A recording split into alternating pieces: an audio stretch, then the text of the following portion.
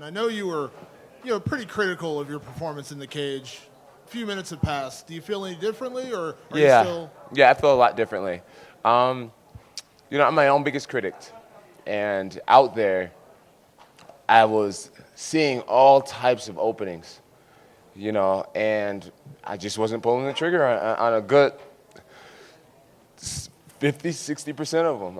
I was just going for the real easy ones, like a side kick. That was like so open, and it was out of his punching range. But boxing wise and stuff, something inside of me was like, like don't get caught with a big hand. Play it smart, play it smart. And just way too hesitant in there. Um, so yeah. I don't know. I'm grateful for a lot, but I'm still a little disappointed. Just know there's a much higher level inside of me. I'm not wanting to just fight last minute opponents like that, and I switched up to a big old hard, heavy hitting southpaw, and I was so primed for Daniel Cormier. So So, I'm not going to be too disappointed because I believe that I'm going to move and groove um, when I actually face this style that I've been thinking about for 7 months. After the fight's over, I'm sure you probably saw DC. He was kind of wishing he was in there. Maybe you weren't on your best night. Do you believe it was ring rust, not your best night, or do you believe it was the switch of opponents that made the big difference in what your performance was tonight? I think it was. I think it was more the switch of opponents. I think it was more of a switch of opponents. Yeah, if you've been following my career, you know how big I am to studying. I am huge into studying. Me and my team. That's what we do. It's why I'm so confident. It's going into my fights is because I know what I'm getting into. And tonight, Ovince just threw a completely different. It was just a completely different thing than what I had prepared for.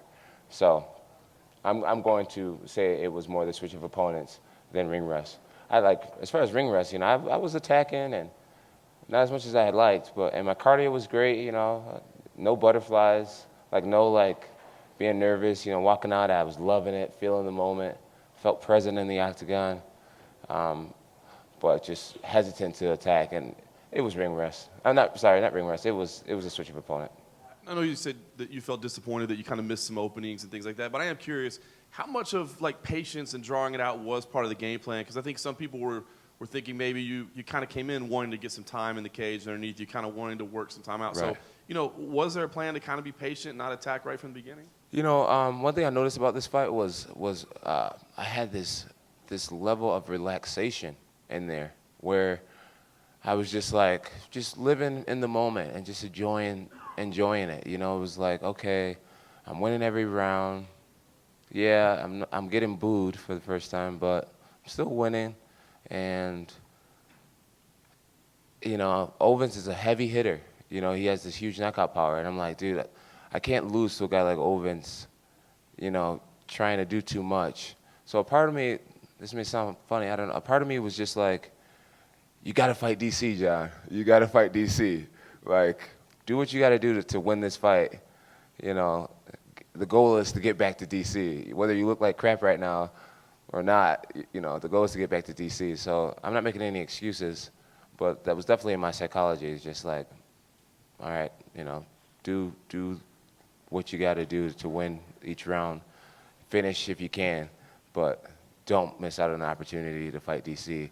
Getting in there and haymaking with a guy who has this freakish knockout power, and a guy who gets these knockouts from these really weird and unpredictable angles. So yeah. And you mentioned the boos. It definitely wasn't obviously your most exciting fight, but how much of that do you put on OSP? Because it did seem like there came a point where it just seemed like he was happy to be in there and surviving with you. Yeah, oh, absolutely. At one moment, when I was hearing the boos, I realized, I'm chasing this guy.